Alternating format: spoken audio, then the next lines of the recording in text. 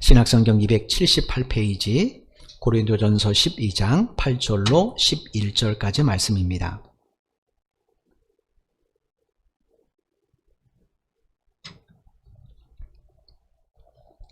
고린도전서 12장 8절로 11절까지의 말씀 찾으신 줄 알고 제가 봉독해 드리겠습니다. 8절입니다. 어떤 사람에게는 성령으로 말미암아 지혜의 말씀을, 어떤 사람에게는 같은 성령을 따라 지식의 말씀을, 다른 사람에게는 같은 성령으로 믿음을, 어떤 사람에게는 한 성령으로 병 고치는 은사를, 어떤 사람에게는 능력 행함을, 어떤 사람에게는 예언함을, 어떤 사람에게는 영들 분별함을, 다른 사람에게는 각종 방언 말함을, 어떤 사람에게는 방언을 통역함을 주시나니 이 모든 일은 같은 한 성령이 행하사 그의 뜻대로 각 사람에게 나누어 주시는 것이니라. 아멘. 지금부터 76년 전인 1946년에 영국 옥스퍼드에서 상위 2%의 지적 능력을 가진 사람들만이 가입할 수 있는 아주 매우 특별하고 독특한 단체가 설립됐습니다. 멘사라는 그런 단체입니다. 멘사는 지성인들이 모이는 탁자라는 의미를 가진 라틴어입니다. 그래서 이 의미답게 이 멘사에 가입하려면 지능지수가 IQ 148 이상이 되어야 된다고 합니다. 이런 멘사의 증흥기를 이끈 분이 누구냐면 빅터 세레브리아 코프라는 분이에요. 이분이 이 멘사에 가입하기 전에는 멘사가 그렇게 영국 사회에서 두각이 없었습니다. 그냥 자기들끼리 좀 똑똑한 사람들끼리 모이나 보다 그랬지 어떤 영국 사회에 영향을 끼치지 못했습니다. 그런데 이 빅터 세레브리아 코프라는 분이 이제 멘사에 가입하고 나서부터는 본격적으로 사회에 대해서 고민도 하는 그런 단체가 되었습니다. 멘사는 이 분의 공들을 굉장히 지금도 많이 인정을 합니다. 그래서 1982년에 그를 국제멘사협회의 명예회장으로 이렇게 선출을 합니다. 물론 그 전에 1953년에 멘사의 최고 경영자에 선출되기도 합니다. 그런데 그 후에도 이제 명예회장으로 선출을 하는 거예요. 뿐만 아니라 멘사에는 이분의 이름을 딴 상이 있습니다. 빅터 세레브리아 코프 상이라는 상인데 이 상은 뭐냐면 멘사의 공헌을 세운 사람에게 수여하는 그런 상이에요. 그만큼 이분이 멘사에게 끼친 영향은 굉장히 지대한 겁니다. 여러분 겉으로 볼 때 이 정도의 인물이면 어릴 때부터 탁월한 두각을 나타낼 것이다 이렇게 생각할 수 있습니다. 그런데 사실은 이분은 정반대예요. 이분은 군대에 입대하기 전까지 주변 사람들에게 늘 바보라는 놀림을 받았습니다. 별명이 바보 빅터예요. 늘 바보라고 놀림을 받았어요. 이유가 뭐냐면 이분은 수줍음도 많고 말투도 좀 어눌한데 문제는 생각하는 것도 굉장히 엉뚱했다고 그래요. 대표적인 예로 수학 시간에 선생님이 아이들의 덧셈 문제를 이렇게 냈는데 덧셈 문제 내면 아이들은 뭐에 관심이 있습니까? 문제 푸는 것에 관심이 있잖아요. 그런데 빅터라는 분은 오히려 선생님에게 왜 더하기는 십자가 모양인가 이거 갖고 물고 늘어졌답니다. 왜 더하기는 이렇게 안 되고 꼭 그렇게 돼야 돼요? 이렇게 질문했다고 그래요. 그러니까 이런 식으로 늘 수업 시간에 수업 내용과는 전혀 상관없는 엉뚱한 질문을 자주 해댔답니다. 그러니 선생님과 친구들이 그를 어떻게 생각했습니까? 조금 덜 떨어진 아이 이렇게 생각했겠죠. 그쯤에 학교에서 학생들 대상으로 지능검사를 실시했다고 합니다. 그런데 이제 학생 기록부에 보니까 빅터의 IQ가 73으로 기재되는 거예요. 이거를 어느 아이가 본 겁니다. 우연하게 봤어요. 그래서 이걸 친구들에게 이야기하니까 친구들이 어떻게 됐습니까? 그 다음부터 바보 취급을 하는 거죠. 참고로 제가 알기로 이 돌고래 IQ가 80으로 알고 있습니다. 그러니까 얼마나 놀림감을 당기겠습니까? 그래서 결국 이제 학교 생활을 하지 못해요. 그래서 15살 나이에 학교를 자퇴했습니다. 자퇴하고 나서 15 아이가 뭐 할 게 있습니까? 그냥 하루하루 방황하는 거죠. 그러다가 10대 후반에 이제 한 목재회사에 어렵게 취직을 했어요. 그런데 이 회사에서도 너무 잦은 실수를 범하는 겁니다. 그러니까 회사의 직원들도 이 빅터만 보면 바보 이렇게 놀리는 거예요. 그래서 결국 이제 이 회사에서도 이제 해고를 당하게 됩니다. 그렇게 되니까 이제 빅터는 스스로 나는 머리 나쁜 바보야. 이런 생각 가지고 나 같은 사람이 뭐 할 수 있어. 이렇게 아무 희망 없는 삶을 살게 된 거예요. 그러다가 이제 1939년에 제2차 세계대전이 발발을 했습니다. 자기도 이제 전쟁에 좀 참여하고 싶은 생각이 들었던 것 같아요. 그래서 이제 영국 군대에 입대서를 냈습니다. 근데 그 당시에 2차 전쟁 때 영국 군에 입대하려면 절차가 하나 있는데 그게 뭐냐면 지능 검사를 실시해야 됩니다. 그러니까 머리가 나쁘면 전쟁에 잘 못한다고 생각해서 어느 정도 지능 수준이 된 사람만 이제 군대를 받아들이게 된 거죠. 이렇게 지능 검사를 했는데 이 빅터의 IQ가 어떻게 나왔냐면 IQ 161 이상으로 나온 거예요. 정확하게 말하면 173이었다고 그래요. 그거는 그 당시에 영국 육군에서 실시했던 이 IQ 검사 가운데 최고 수준이었답니다. 여러분, 지금까지 빅터라는 사람은 주변 사람들에게 늘 바보라고 놀림을 받았어요. 근데 지능 검사 결과 그는 사실은 천재였던 겁니다. 그러니 이걸 알고 얼마나 이 사람이 충격을 받았겠어요. 나중에 밝혀진 사실은 뭐냐면 어릴 때 그 담임 선생님이 빅터가 학업 성적도 좋지 않고 수업 시간에 늘 엉뚱한 질문하니까 실제로 지능검사 테스트는 173이 나왔다고 그래요. 근데 이 아이가 이거 잘못됐지 하고 앞에 100자를 쥐어버리고 쓴 겁니다. 근데 원래는 이 사람은 173이에요. 이거를 그 사람이 어디에 가서 하니까 군대 가서 알게 된 겁니다. 그리고 나서 그의 삶은 완전히 바뀌게 돼요.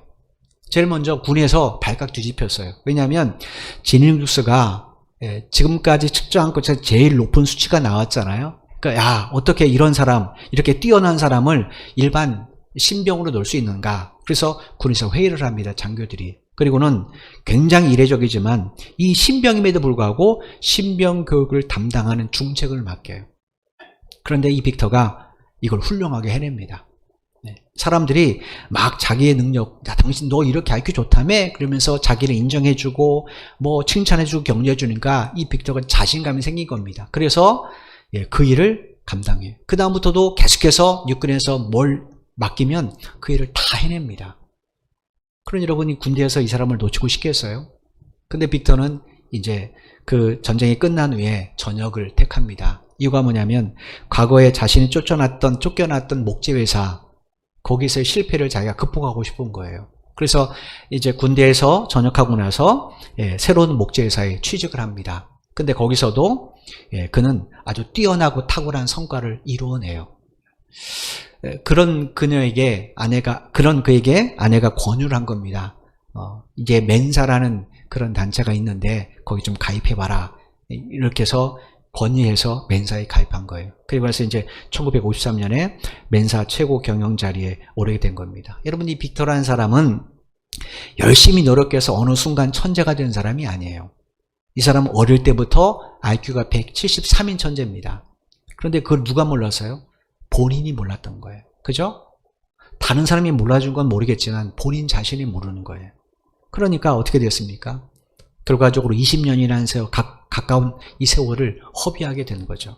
그럼 만약에 빅터가 자기가 천재였다는 사실을 조금 더 일찍 알았다면, 다른 사람이 몰라주던 자기가 자신이 알았다면 어떻게 됐을까요? 아마 그의 인생뿐 아니라 아마 사회에도 큰 공헌을 했을 겁니다. 이처럼 내가 누구인가를 바로 아는 것은 매우 중요해요. 우리 그리스도인 신앙도 마찬가지입니다. 이 세상 사는 모든 그리스도인들은 그리스도인으로서의 삶을 시작하는 그 순간부터 반드시 동일하게 경험하는 것이 있습니다. 그게 뭐냐면 성령의 임재예요. 그리스도인으로서 거듭난 삶을 살기 시작하면서부터 반드시 그 사람은 성령의 임재를 경험합니다. 즉 성령의 임재를 통해 그리스도인으로서의 삶을 시작하게 되는 거예요. 이 사실을 예수님께서 요한복음 3장 3절에서 우리에게 이렇게 들려주셨습니다. 요한복음 3장 3절 말씀입니다.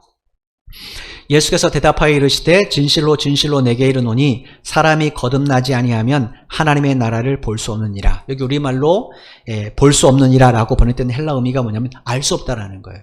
그러니까 하나님과 그분의 나라, 천국에 대해서 알 수 없다라는 거예요. 어떤 사람이 알 수 없습니까? 거듭나지 않은 사람이에요. 이 거듭남에 대해서 예수님은 또 이어서 요한복음 3장 5절에서 이렇게 설명을 해주셨어요. 3장 5절 말씀입니다. 예수께서 대답하시되 진실로 진실로 내게 이르노니 사람이 물과 성령으로 나지 아니하면 하나님의 나라에 들어갈 수 없느니라. 여기서 하나님의 나라에 들어갈 수 없다, 이 말은 구원이 이룰 수 없다라는 거예요. 어떤 사람이 구원이 이룰 수 없어요? 물과 성령으로 나지 않은 사람, 거듭나지 않은 사람이에요. 그러니까 주님께서 말씀하신 거듭남의 조건은 물과 성령에 있습니다. 물은 뭔가? 여기서 물은 회개를 말해요. 세례 요한이 베푼 물의 세례, 세례 요한이 요한강에서 베푼 세례는 회개를 위한 세례입니다. 그리고 성령은 하나님께서 예수님을 통해 보내주시겠다고 약속하신 성령님을 말합니다. 이 물과 성령의 관계에 대해서 구약성경 잠언 1장 23절에 보면 하나님 이렇게 말씀을 하셨어요. 잠언 1장 23절입니다. 나의 책망을 듣고 돌이키라. 보라, 내가 나의 영을 너에게 부어주며 내 말을 너에게 보이리라. 여기 나의 영은 하나님의 영이신 성령님을 말해요. 그 성령님을 하나님이 어떤 사람에게 부어주신다고 말씀하셨는가? 여기 보니까 나의 책망, 즉 하나님의 책망을 듣고 돌이키는 사람입니다. 조금 더 풀어 설명드리면 자기의 죄를 진심으로 회개하는 사람이에요. 그런 사람에게 하나님께서는 성령을 선물로 주시겠다라고 잠언 1장 23절에 약속하셨어요. 그래서 신약성경 사도행전에 보면 사도들이 사람들에게 복음을 선포할 때 회개하고 죄사함을 받으라. 그래야면 성령을 선물로 받게 될 것이다. 이렇게 메시지를 전했던 거예요. 그러니까 그거는 사도들이 임의로 한 복음이 아니라 이미 구약에서 하나님이 주신 말씀을 토대로 한 복음이었던 겁니다. 따라서 자기 죄를 회개하고 예수님을 구세주로 영접한 모든 그리스도인들은 그리스도인으로서의 삶을 시작하는 순간부터, 기독교인의 삶을 시작하는 순간부터 뭘 경험하게 되는가? 성령의 임재를 경험하게 돼요. 그러니까 여기 있는 모든 분들은 다 누가 계세요? 여러분 안에 성령님이 계십니다. 성령이 누구세요? 하나님의 영이시고 전능하신 하나님의 영이시고 동시에 예수 그리스도의 영이십니다. 그러므로 성령님이 나와 함께 계신다면 우리가 못할 일이 뭐가 있겠어요?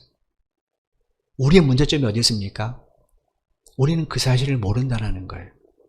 마치 빅터 세레브리아코프라는 사람이 나 자신의 IQ를 173인 걸 모르는 것처럼 우리도 그걸 모르고 있는 겁니다. 그런 우리들에게 성령님께서 주신 게 뭐냐면 은사입니다. 은사는 뭐냐면 성령님께서 나는 이 사람과 함께 라는 것을 보여주는 증거예요. 그래서 고린도전서 12장 7절에서 바울이 이렇게 설명한 겁니다. 고린도전서 12장 7절입니다. 각 사람에게 성령을 나타내심은 유익하게 하려 하심이라. 여기 성령을 나타내심이라고 되어 있는데 원래 헬라어 성경은 뭐라고 되어 있냐면 성령이 자기 자신을 드러내신다는 거예요. 여러분 우리가 성령 받은지 성령이 내 안에 있는지 모르잖아요. 그죠? 성령께서 내가 너와 함께 있어. 혹은 다른 사람에게 나는 저 사람과 함께 있어 라는 것을 나타내시기 위해서 주신 게 뭔가? 그게 은사라는 거예요. 따라서 이 은사를 성령님께서는 어느 특정한 사람에게만 주시지 않았죠. 당신이 임재하는 모든 사람에게 다 선물로 주셨습니다. 다만 누구만 몰라요? 우리가 그걸 잘 몰라요. 내 속에 누가 계신지, 얼마나 전능하신 영이 있는지를 우리는 모르는 겁니다. 모르니까 어때요? 성령이 주신 은사를 잘 활용하지 못해요. 그걸 활용해야 하나님의 역사가 나타나는데 우리가 그걸 활용하지 못해요. 쉽게 말하면 내가 얼마나 하나님의 큰 은혜와 능력을 받은 사람인지 우리가 모른다는 거예요. 여러분 성령님께서 왜 우리가 은사를 주셨어요? 우리가 지난주에 살펴봤습니다. 우리 개인의 신앙의 유익과 내가 속한 공동체, 그게 가정이든 교회든 그 공동체의 유익을 위해서 주셨다라고 되어 있어요. 그러므로 내가 성령의 은사를 적극적으로 활용하면 내 개인의 신앙도 성장하고 내가 속한 공동체, 그게 가정이든 직장이든 교회든 그 공동체도 안에서도 행복한 삶을 살 수가 있겠죠. 그러니까 여러분 생각해 보십시오. 이걸 역으로 생각하면 왜 내 신앙이 성장하지 않는가? 내 신앙이 성숙하지 않은가? 그거는 다른 데 원인이지 않아요. 내게 주신 은사를 내가 발견하지도 못하고 활용하지도 못하기 때문에 그래요. 그 은사를 활용해야 내 신앙이 성장하고 성숙할 수 있고 내가 속한 가정과 내 교회도 내 공동체도 행복한 공동체가 될 수 있는 거예요. 따라서 그리스도인들에게 나에게 어떤 은사가 있는가 이걸 분별하는 것은 우리 자신뿐 아니라 우리의 가정과 교회를 위해서 매우 중요한 문제인 겁니다. 왜냐? 성령님께서 모든 사람에게 똑같은 걸 주지 않으셨기 때문에 똑같은 걸 줬다면 굳이 발견할 필요가 없죠. 그죠? 저 사람 있는 건 나도 줬겠네? 라고 생각하면 되는데 문제는 성령님은 모든 사람에게 똑같은 걸 주지 않았어요. 이런 성령의 은사에 대해서 오늘 본문을 보면 사도 바울이 크게 내적 은사와 외적 은사로 구별해서 우리에게 설명을 해줬습니다. 내적 은사가 뭐냐면 성령님께서 우리의 마음속에 변화를 일으켜 주셔서 깨닫게 하시는 은사예요. 그러니까 이런 내적 은사는 우리 내면에서 성령이 역사하는 것이기 때문에 우리의 삶을 인격적으로 성숙시켜줄 뿐 아니라 우리 신앙도 성장시킵니다. 즉 내 유익을 나의 신앙에 나의 삶에 굉장히 유익하게 하는 것이 내적 은사예요. 이 내적 은사 8절에서 언급한 내용이 바로 이 내적 은사의 얘기입니다. 8절 말씀 보겠습니다. 어떤 사람에게는 성령으로 말미암아 지혜의 말씀을, 어떤 사람에게는 같은 성령을 따라 지식의 말씀을. 그래서 지혜의 말씀이 뭐냐면 하나님의 말씀을 깨닫는 은사를 말해요. 그리스도인들은 하나님의 말씀을 붙잡고 하나님의 말씀을 따라 사는 사람이에요. 그럼 예수님이 누굽니까? 요한복음 1장에 하나님의 말씀이라고 되어 있죠. 자, 우리가 그 예수님을 믿는다는 건 뭡니까? 그 말씀을 우리가 붙잡는다는 걸 이야기해요. 그리고 예수를 따른다는 게 뭐예요? 그 말씀을 우리가 따라 사는 것을 이야기해요. 그러니까 그리스도인은 하나님의 말씀을 붙잡고 하나님의 말씀을 따라 사는 사람이에요. 그런데 문제는 우리 삶의 현장에서 지금 여기에서 내가 어떤 말씀을 붙잡아야 되는가, 여기에 대해서 우리가 오리무중일 때가 굉장히 많다는 거예요. 인생의 어려운 문제를 만났을 때 내가 무슨 말씀을 붙잡아야 되는가, 혹은 내가 반대로 성공했을 때 내가 무슨 말씀을 따라야 되는가, 우리가 이걸 바로 알지 못하면 어려움이 있을 때는 좌절의 늪에 빠지고 성공하면 반드시 교만의 늪에 빠지게 되어 있습니다. 나뿐이 아니죠. 내가 삶의 곤고함에 처한 사람에게 어떤 위로를 해줄 때 내가 어떤 말씀으로 권면하냐에 따라서 그 사람이 성령의 위로와 은혜를 힘입을 수도 있겠고, 반대로 잘못하면 나의 말 때문에 그 사람의 마음에 큰 상처를 입히게 될 수도 있을 겁니다. 따라서 내가 아무리 하나님의 말씀을 많이 알고 내가 아무리 성경을 많이 알아도 그 말씀을 나의 삶의 현장에 적절하게 필요한 말씀으로 적용하는 것을 내가 하지 못하면 어떻게 되는가? 그럼 난 하나님의 말씀과 무관한 사람이 돼요. 그죠? 하나님의 말씀과 무관하다는 것은 예수님과의 거리가 멀어진다는 것과 같습니다. 왜냐하면 요한복음 1장에 예수님은 하나님의 말씀이라고 표현했기 때문에. 여러분, 우리가 왜 성경을 멀리하고 설교를 지르게 하는가? 이유는 다르 있지 않습니다. 오늘 이 시간 나에게 주신 말씀이 나와 무관하다고 생각하기 때문에 그래요. 그런데 한번 생각해 보십시오. 하나님께서 나와 무관한 말씀을 정말로 주실까요? 절대로 그렇지 않습니다. 예수님께서 뭐라고 말씀하셨어요? 사람이 떡으로만 살 것이 아니고 하나님 입에서 나온 모든 말씀으로 살 것이라고 말씀하셨어요. 그러니까 그리스도인이 사는 방법은 하나님 입에서 나온 모든 말씀으로만 살 수 있어요. 쉽게 말하면 하나님의 말씀은 우리 생명과 직결된다는 거예요. 우리가 말씀 없이 하나님의 말씀 완전히 차단하고 구원받은 길을 걸어갈 수 있습니까? 절대로 불가능합니다. 그러니까 하나님의 말씀은 나의 생명과 직결되는 거예요. 그러므로 성경에 손이 가지 않거나 설교가 잘 들리지 않으신 분들은 성령님께 겸손하게 이 지혜의 말씀의 은사를 구하십시오. 이 말씀은 오늘 나에게 매우 중요하기 때문에 하나님이 주시는 말씀이에요. 그래서 우리는 늘 하나님 앞에 이 지혜의 말씀의 은사를 구해야 됩니다. 제가 일부 예배 때도 말씀드렸지만 저는 모태신앙이지만 모태신앙이지만 정말로 예수님을 인격적으로 만나기 전까지 20대 중반에 만났는데 그 전까지는 모태신앙이지만 그냥 형식적인 그리스도인일 뿐입니다. 저는 주일을 범한 적이 없어요. 딱 한 번 제가 크게 다쳐가지고 한 번 범한 적이 있고 주일을 범한 적이 없습니다. 늘 교회에서는 언제나 야, 저 사람은 참 신실해 라는 말을 들었어요. 근데 제 안에서는 하나님 말씀에 대한 신뢰가 없었습니다. 에이, 정말로 그럴까? 예수 말 한마디에 그렇게 사람이 나았다고 죽은 사람이 살아났다고 에이 거짓말이야.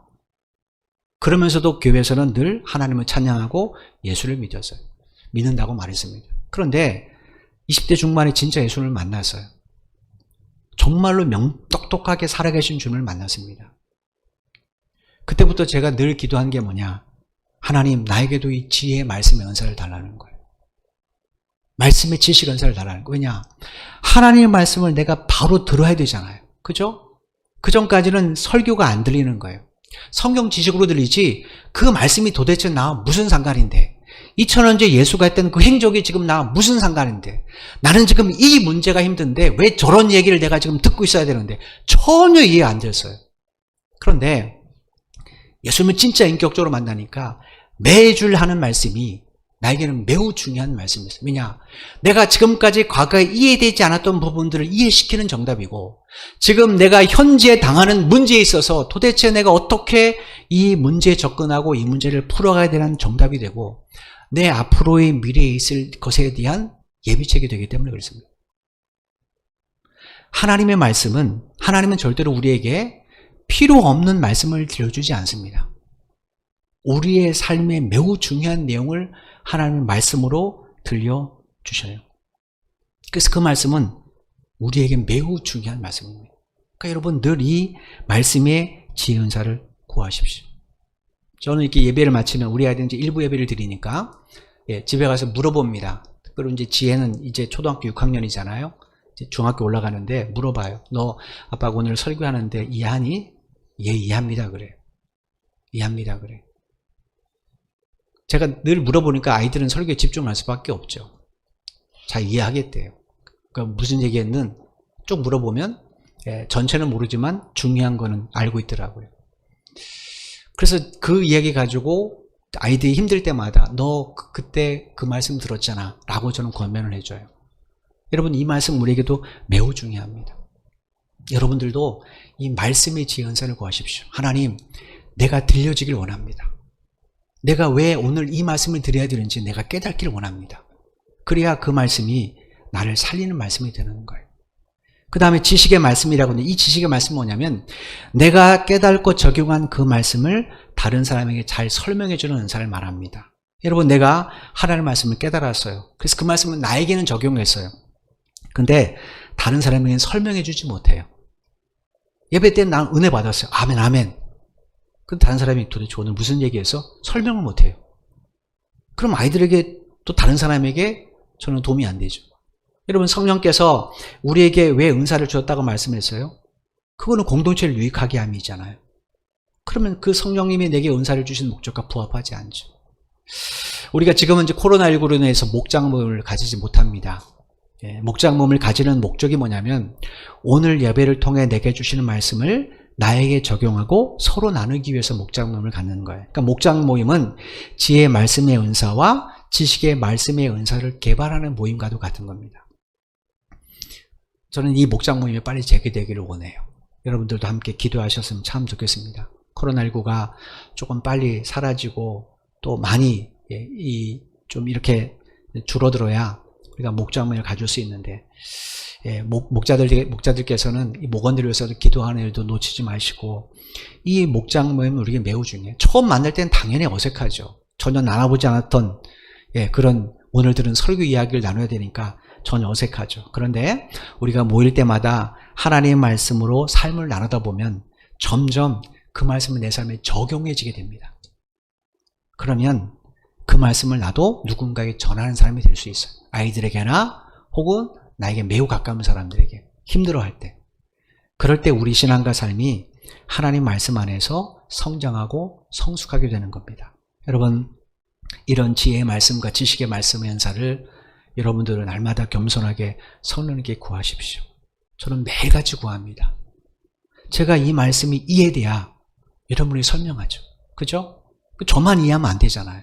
그러니까 이 두 가지 은사는 저에게는 매우 중요한 문제입니다. 전 매일같이 구합니다. 여러분들도 동일하게 구하셨으면 좋겠습니다. 그래서 하나님의 말씀 안에서 여러분의 현실과 인생의 답을 구하셨으면 좋겠어요. 자녀의 문제에 대한 답, 내 직장에 대한 문제의 답을 성경 안에서 구하셨으면 참 좋겠어요. 그 다음에 9절 말씀 보겠습니다. 다른 사람에게는 같은 성령으로 믿음을, 어떤 사람에게는 한 성령으로 병 고치는 은사를. 여기 9절에서 말씀하신 믿음의 은사는 내적 은사입니다. 그러니까 앞에 있는 두 가지하고 이 믿음의 은사 세 가지가 내적 은사로 구별이 돼요. 이 믿음의 은사를 뭐 특별한 능력을 행하는 은사처럼 생각하는 분들도 계시는데 그렇지 않아요. 그건 10절에서 보면 능력 행하는 은사가 따로 있습니다. 그럼 믿음의 은사는 뭔가? 믿음의 은사란 내 삶에 일어나는 모든 일들을 하나님의 섭리와 그분의 뜻으로 믿고 받아들이는 은사를 말합니다. 쉽게 말하면 하나님의 주권을 철저하게 신뢰하는 거죠. 욥이 아마 이 은사를 받은 대표적인 사람일 겁니다. 욥이 당한 고난은 이해 못하죠. 그죠? 근데 욥은 뭐라 합니까? 하나님의 주권을 신뢰해요. 주시니도 여호와시고 취하시니도 여호와시라는 거죠. 이 믿음의 은사는 우리가 매우 중요해요. 제가 늘 말씀드리지만 신앙의 성장과 성숙은 어디 있는가? 내 삶의 영역에서 하나님의 주권을 인정하는 영역이 점점 늘어가는 거예요. 하나님 전능하시잖아요. 그런데 우리의 삶 가운데 일어난 이 모든 문제, 전능하신 하나님이 왜 이거 하나 해결 못하겠습니까? 그런데도 내게 그 어려움이 있다면 거기는 하나님 뜻이 있겠죠. 제가 자주 인용하지만 사도행전 16장에 보면 바울과 실라가 빌보에서 복음을 전하다가 한 귀신 들린 여종을 만났어요. 그래서 그 귀신을 그 여종에서 쫓아내줬습니다. 근데 이것 때문에 심하게 매료받고 빌보 감옥에, 지하 감옥에 던져졌잖아요. 여러분 아시는 것처럼 거기서 실라와 바울은 열심히 하나님 앞에 기도를 했어요. 뭘 기도했는가? 하나님 억울합니다. 나를 때린 놈들 하나님 복수해 주세요. 빨리 이곳에서 나가게 해주세요. 아니 복음 전하러 왔지 왜 우리가 감옥에 있어? 이런 거 기도하지 않았습니다. 두 사람이 뭘 기도했는가? 하나님, 전능하신 하나님께서 분명히 이 상황을 충분히 막아줄 수 있는 그 하나님께서 우리에게 이 어려움을 허락하셨다면, 이 감옥에 갇히게 하셨다면 뭔가 하나님 뜻이 있겠죠. 그 하나님 뜻이 우리를 통해 이루어지길 원합니다 라고 기도했어요.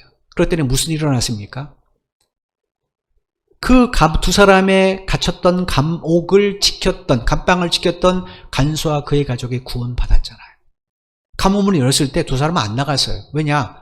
그런 기도를 했기 때문에 나갈 수 없는 거죠. 그랬더니 간수와 그의 가정, 그들을 구원하기 위해서 하나님의 두 사람을 억울하지만 매를 맞고 감옥에 들어가도록 이렇게 허락하셨던 거예요. 여러분 이처럼 믿음의 은사를 받은 사람은 자기 삶에 일어난 모든 일들을 현실의 눈으로만 바라보지 않아요. 하나님의 주권으로 바라봅니다. 그 속에 담긴 하나님의 섭리, 그분의 뜻이 있음을 믿고 받아들여요. 우리 성도들 가운데도 이런 믿음의 은사를 받은 분이 몇 분 계세요. 그래서 분명히 불평할 상황인데도 불평을 하지 않아요. 자기가 기도한 것과 정반대의 상황이 진행되는데도 불평하지 않아요. 그 가운데서도 또 기도하며 이겨내요. 이거 뭔가? 그분은 하나님의 주권을 믿기 때문에 그래요. 그러니 그를 통해 누구의 뜻이 이루어지겠습니까? 그 사람의 뜻이 아니라 하나님의 뜻이 이루어지죠. 이게 믿음의 은사예요. 바라기는 여러분에게도 이런 믿음의 은사를 구하는 일이 있기를 바랍니다. 여러분, 그래야 우리 삶에 일어난 모든 시각을 현실로 보지 않고 그 속에 있는 하나님의 뜻으로 바라볼 수가 있어요. 그 다음에 이제 병 고치는 은사부터는 외적인 은사를 말합니다. 구절에서 말씀하시는 병 고치는 은사, 소위 말하는 신유의 은사죠. 그런데 흔히 사람들이 신유의 은사 그러면 만병통치의 은사라고 말합니다. 신유의 은사 받은 사람이 기도하면 다 낫는다고 생각해요. 병원 안 가도 돼. 가서 기도하면 돼. 이렇게 이야기를 해요. 그런데 복음서를 가만히 보십시오. 예수님이 이 땅에 오셔서 모든 질병을 다 치료하지 않으셨어요. 복음서에서 예수님의 치료의 역사를 가만히 보면 장애나 중풍병이나 나병처럼 의학적으로 불치에 속한 질병들, 또 의료 혜택을 받을 수 없는 가난한 사람들의 병을 치료해 주셨지 예수님이 모든 질병을 다 치료하시는 않으셨습니다. 이유가 뭘까요? 만약에 예수님이 그랬다면 사람들이 무슨 목적으로 예수를 찾겠습니까? 병 낫기 위해서 찾는 거죠. 그와 비슷한 기적을 경험하기 위해서 찾는 거죠. 근데 내게 기적이 아니라면 어떻게 합니까? 그 사람은 얼마든지 예수를 버립니다. 그건 예수님이 이 땅에 오시는 목적이 아니죠. 그래서 예수님은 당신이 누군가, 구약에서 이사야를 통해 예언하신 그 예언을 성취하는 메시아라는 것을 보여주기 위해서 그 말씀대로 병을 고치신 것이지 예수님은 치료 은사를 베풀어 주시기 이 땅에 오신 분이 아닌 겁니다. 그러므로 성도가 병이 들었을 때 하나님께 기도하는 것은 잘못된 것이 아닙니다. 그건 분명히 맞아요. 그러나 약도 먹지 않고 병원에도 가지 않고 기도만 하는 것, 그건 결코 바람직하지 않아요. 이유가 뭐냐? 이 세상의 의학을 발전하게 하신 분도 누구세요? 하나님이시잖아요. 그죠? 지금도 이렇게 선교사들 이야기 들어보면 정말 의료 혜택이 열악한 곳에서는 지금도 치료의 기적이 일어납니다. 근데 의료 혜택이 굉장히 좋은 선진국에서는 이런 일들이 별로 안 일어나요. 우리나라도 1960년대, 70년대 이런 일이 실제로 많이 일어났습니다. 그런데 그 이후에는 점점 사라져요. 이거 뭔가? 하나님이 이런 의학들을 발전시켜 주셨기 때문에 그래요. 그러므로 만약에 이 치료의 은사를 받으신 분들, 병고치 은사를 받으신 분들은 이 은사를 만병통치의 능력처럼 사용하시면 안 됩니다. 겸손하게, 사용할 때는 늘 겸손하게 하나님의 뜻을 구하고 바르게 사용해야 돼요. 실제로 여러분 60, 70년대 때 치료 은사를 많이 행한 사람들 가운데 잘못된 길로 빠지는 분들이 굉장히 많아요. 대표적인 경우가 이제 할렐루야 기도원의 원장일 겁니다. 그런 일들이 실제로 많이 일어나요. 그러니까 은사는 정말 이걸 내 것으로 활용하면 반드시 교만업에 빠지게 되어 있습니다. 따라서 늘 이런 은사를 받으신 분들은 늘 겸손하게 바르게 사용하셔야 됩니다. 그 다음에 10절 말씀 보겠습니다. 어떤 사람에게는 능력 행함을, 어떤 사람에게는 예언함을, 어떤 사람에게는 영들 분별함을, 다른 사람에게는 각종 방언을 말함을, 어떤 사람에게는 방언을 통역함을 주시나니. 사도행전 13장에 보면 1차 전도 여행 때 바울이 이제 바나바와 마가와 함께 구브로 섬에 가서 복음을 전해요. 그런데 그 구브로 섬에 있던 엘루마라는 유대인 마술사가 있습니다. 이 사람이 바울이 일행의 사역을 아주 굉장히 방해를 해요. 그래서 이 사도 바울이 참다 못해서 그를 향해서 뭐라고 선언하냐면, 이제 주의 손이 내 위에 있으니 내가 맹인이 되어 얼마 동안 해를 보지 못할 것이다 라고 선포를 해요. 그랬더니 그 즉시로 엘루마가 시력을 잃게 됩니다. 이런 것이 바로 능력 행함의 은사예요. 그 다음에 예언 은사는 뭔가? 예언 은사는 점쟁이처럼 미래의 일을 이렇게 집어주는 것이 예언 은사가 아닙니다. 하나님의 메시지, 맡기신 메시지를 전하는 게 예언 은사예요. 여러분 선지서를 보십시오. 공통점이 뭡니까?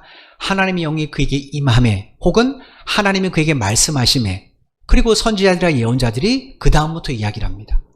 그죠? 그러니까 하나님께서 자기에게 주신 말씀을 그냥 선지자들은 어떻게 하는 거예요? 전한 것뿐입니다. 그래서 제가 언젠가 말씀드린 것처럼 성경에서 말씀하신 예언은 한자로 맡길 예자에 말씀 원자를 써요. 하나님이 맡기신 말씀이라는 거예요. 그 말씀으로 세상을 해석하는 사람이 예언의 은사를 받은 사람이에요. 그러니까 말씀으로 나의 과거를 해석하고, 말씀으로 오늘의 현재를 바라보고, 말씀으로 미래를 내다보는 사람이 예언의 은사를 받은 사람입니다. 그러니 그 사람이 얼마나 그 말씀을 신실하게 받들고 살아가겠습니까?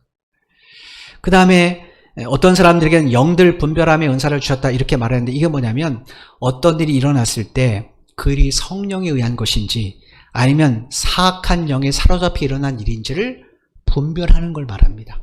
보통 이단 연구자들이 이런 은사를 많이 받아요.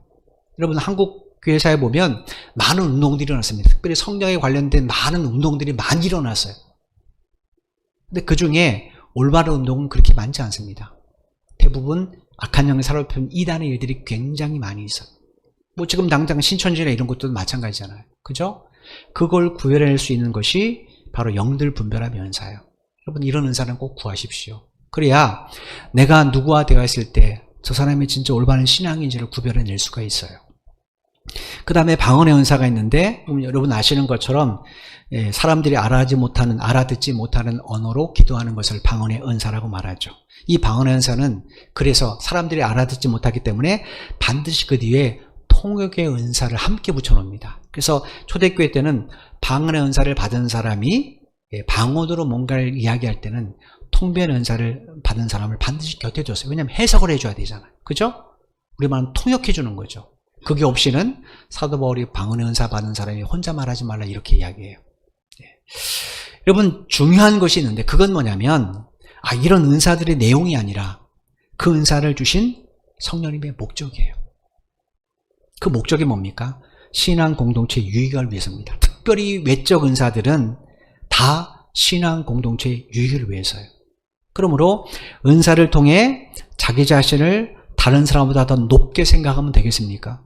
안 되죠. 내가 이런 은사 받았으니까 난 이래봬도 너보다는 훨씬 믿음이 좋아, 이렇게 군림하면 안 되죠. 근데 안타깝게도 고린도 교회 성도들은 이랬습니다. 외적인 은사를 가지고 자기들의 신앙을 과시했어요. 너 이런 은사 없지? 넌 나보다 못해서 그래. 그래서 하나님이 믿음 좋은 나에게만 은사 주셨어. 이렇게 서로가 자기 은사가 크다고 목소리를 높인 겁니다. 그러니 서로 다투고 싸우고 분쟁하게 되죠. 그들에게 바울이 11절에 이렇게 권면을 했어요. 11절 말씀입니다. 이 모든 일은 같은 한 성령 행하사 그의 뜻대로 각 사람에게 나누어 주시는 것이니라. 헬라어 성경에 보면 각 사람에게 다음에 우리 성경에 번역되지 않은 한 단어가 있습니다. 개별적이라는 의미를 가진 단어예요. 그러니까 성령께서 그의 뜻대로 각 사람에게 개별적으로 나눠줬다라는 거예요. 무슨 이야기입니까? 다 똑같지 않다라는 거예요. 왜 성령님이 그냥 공통된 은사를 다 주시면 되잖아요. 근데 왜 개별적으로 주셨는가? 그 이유는 성령님이 인격적인 분이시기 때문에 그래요. 인격적인 분이시기 때문에 그 사람의 신앙의 체질, 그 사람의 경륜, 그 사람의 관습, 그 사람의 어떤 자질, 그 다음에 그 사람이 꼭 필요한 은사가 뭔지를 성령님은 아세요. 그래서 그 사람의 개인적 신앙의 이유도 있기 때문에 개별적으로 성령님께서 당신의 뜻대로 은사를 주신 겁니다. 따라서 성도는 내게 받은 은사를 자랑거리로 삼아서는 절대로 안 되는 거예요. 우리는 겸손하게 그 은사를 주신, 성령께서 내게 그 은사를 주신 그 이유와 뜻, 그 목적, 그걸 구하고 나와 타인을 위해서 바르게 그 은사를 활용해야 됩니다. 그래야만이 사도 바울이 갈라디아서 5장 22절 23절에 말씀하셨던 성령의 9가지 열매가 우리의 인격과 삶 속에서 나타나게 되는 거예요. 그런 나의 삶을 통해 우리의 가정, 일터, 교회 안에 얼마나 성령의 놀라운 능력들이 나타나겠습니까? 잊지 마십시오. 여기 계신 분 중에서 성령의 은사가 없는 분은 아무도 없습니다. 다만 여러분만이 모르실 뿐이에요. 그 은사를 개발하십시오. 피테란 이 사람처럼 자기 IQ가 173인 것도 모른 채 살지 마시고 그걸 알고 살아가셔야 내 본인뿐 아니라 타인에게도 유익할 수 있습니다. 그리고 여러분이 정말로 이 특별히 내적 은사 같은 것은 매일같이 구하십시오. 하나님 나에게도 지혜, 말씀의 지혜 은사를 주십시오. 말씀의 지식 은사를 주십시오. 하나님 나에게 믿음의 은사를 주십시오. 그래야 내 신앙이 성장하고 성숙할 수 있기 때문이었습니다. 여러분, 아이가 학교 들어가면 무조건 아이가 똑똑해집니까? 그렇지 않죠. 아이 스스로 공부를 해야 돼요. 선생님 숙제 내면 풀어가야 되고 힘들지만 풀어가야 되고 또 때때로 어떤 친구들과의 상황 속에서 공동체의 삶을 위해서 지혜롭게 대처해 가야 됩니다. 가만히 있는다고 스스로 가만히 있는 저절로 그 아이가 되는 것 아니에요. 우리도 마찬가지예요. 우리 신앙이 내가 교회만 들락날락 거린다고 해서 예배만 드린다고 해서 내 신앙이 성장하나 성숙하지 않습니다. 그건 정말로 오해세요.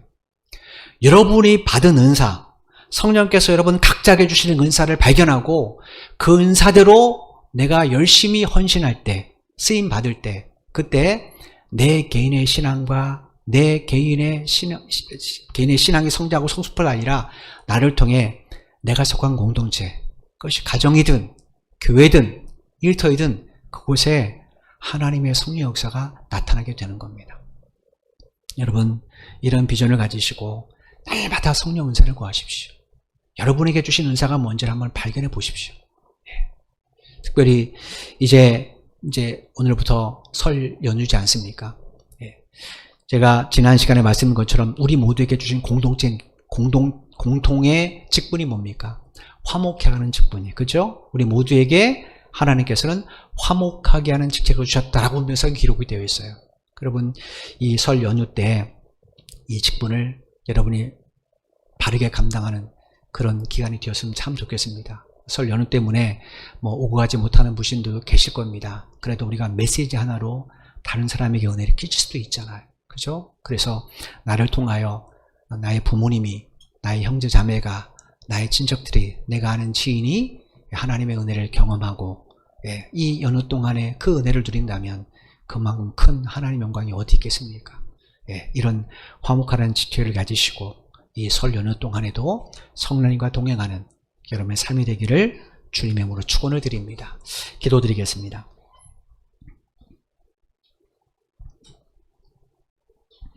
하나님 감사합니다. 오늘 말씀을 통해서 전능하신 하나님께서 영으로 우리 안에 계신다는 것을 확인했습니다. 예수 그리스도께서 영으로 우리 안에 함께 계심을 우리가 확인했습니다. 성령님께서는 그런 우리가 하나님의 부르심의 뜻대로 살게 하시기 위하여 또 우리의 체질을 아시는 그 성령님께서 나만을 위한 은사를 또 허락해 주셨습니다. 그렇게 큰 은혜를 힘입었음에도 불구하고 우리는 이 은사를 활용하지 못합니다. 이유는 하나님 우리 안에 성령이 계신 우리가 잊고 살기 때문에 그렇습니다. 바로 권하는 것은 우리 모든 성도들이 각자 자기 안에 성령이 계심을 결코 잊지 않고 분명히 기억하고 살아갈 수 있도록 은혜 베풀어 주옵소서. 뿐만 아니라 그 성령님께서 나에게 어떤 은사를 주셨는지 발견하게 되기를 간절히 소원합니다. 주여, 기도할 때 깨닫게 도와주시고 그 은사를 통하여 개인의 신앙뿐 아니라 가정과 일터와 교회를 더 아름답게 세워가는 데 쓰임받는 우리 성도들이 될 수 있도록 도와주옵소서. 특별히 우리 모두에게 말씀의 지혜 은사를 허락해 주옵소서. 말씀의 지식의 은사를 허락해 주옵소서. 믿음의 은사를 허락해 주옵소서. 이 내적 은사로 더 성숙한 그리스도의 삶을 살아가도록 우리 모두와 함께하여 주옵소서. 하나님, 설 명절을 맞아서 또 하나님 귀와 함께 오른 사랑하는 성도들의 발걸음도 있습니다. 하나님, 저들의 발걸음을 주장해 주셔서 오고 가는 길이 안전하게 도와주시고 특별히 코로나에 감염되지 않도록 주께서 강한 팔로 보호해 주옵소서. 하나님, 이 나라 위에도 주께서 공의를 베풀어 주시기를 간절히 소원합니다. 설 연휴로 말미암아 하나님 감염자 수가 하나님 증폭되지 않도록 주께서 공의를 베풀어 주옵소서. 그래서 하나님, 정말로 우리에게 일상회복의 소망이 이어질 수 있도록 하나님 함께해 주옵소서. 아버지 하나님, 예배를 마치면 또다시 우리는 삶의 현장으로 돌아갑니다. 특별히 설 연휴 동안 화목케 하는 직분을 잘 감당할 수 있도록 우리 모든 성도들과 함께하여 주옵소서. 예수님의 이름으로 기도드리옵나이다. 아멘. 우리 다 이제는 교회의 머리가 되신 우리 주 예수 그리스도의 크신 은혜와 독생자 예수 그리스도를 십자가에 내어주시기 가지고를 사랑하신 아버지 하나님의 만극하신 사랑하심과 우리 속에 내주하셔서 감화, 감동, 교통 충만케 하시는 성령의 역사하심이 오늘 말씀을 마음에 깊이 새기면서 내게 주신 은사를 따라 성령의 뜻을 쫓아 살기를 원하는 사랑하는 모든 믿음의 형제 자매들의 발걸음 위에와 저들의 가정과 저들의 직장과 사업 위에 이 나라 이민족과 우리 선교 제일교회 위에 지금부터 영원토록 함께 하시기를 간절히 축원하옵나이다. 아멘.